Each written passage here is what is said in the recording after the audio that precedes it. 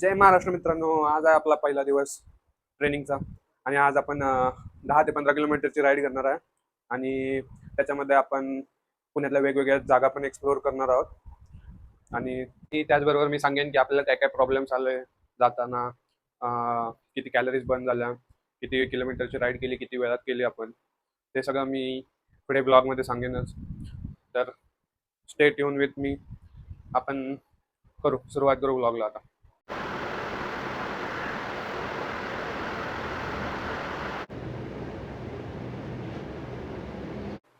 तर गाईज आपण आता रेडी झालो. आता चला निघूया आता आपण.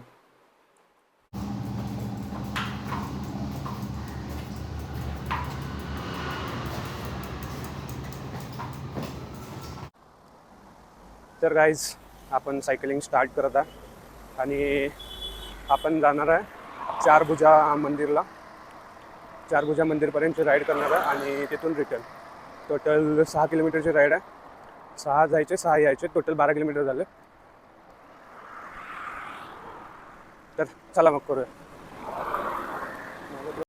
तर गाईज आम्ही पोचलेलो आहे चारभुजा मंदिरला. तुम्ही बघू शकता माझ्या मागे. टोटल 5.64 किलोमीटर झालेलं आहे रनिंग आता आमचं राईड. अजून इथून तेवढंच रिटर्नमध्ये. तर तुम्ही मंदिराचे सिनेमॅटिक्स चेक करा.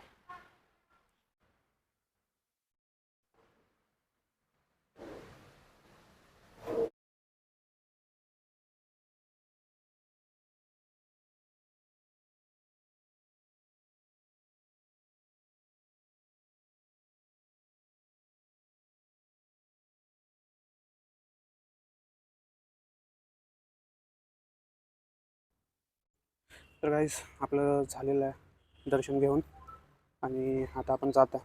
मंदिर खूपच चांगलं होतं आणि त्याचं सिनेमॅटिक्स बघून कसं वाटलं मंदिर ते मला नक्की सांगा. आपण आता आपल्या रूमकडे रवाना होऊ, कारण की रेडी होऊन ऑफिसला पण जायचं आपल्याला अजून. तर चला गाईज जाऊ आपण आता रूमवर आणि रूमवर गेल्यानंतरच मी अपडेट देईन टोटल किती किलोमीटर आपण सायकलिंग केली आणि काय काय केलं.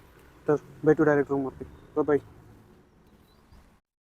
तर गाईज आपण राईड कंप्लीट करून आलेलं आहे. टोटल आपण जवळपास 11.5 किलोमीटरची राईड कंप्लीट केलेली आहे. आपला पहिलाच दिवस होता आज आणि तसं आम्ही प्लेसेस पण, मी जसं ब्लॉगमध्ये आधी सांगितलं, आपण प्लेसेस पण कव्हर करणार आहे डेली.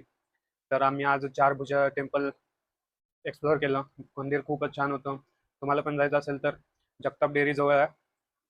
पुण्यामध्ये जगताप डेअरी तुम्ही सर्च करू शकता. तिथे तुम्ही थोडंसं हिंजवडी साईडहून जात असाल तर लेफ्ट घ्यायचं पहिलाच आणि तिथेच आहे मंदिर.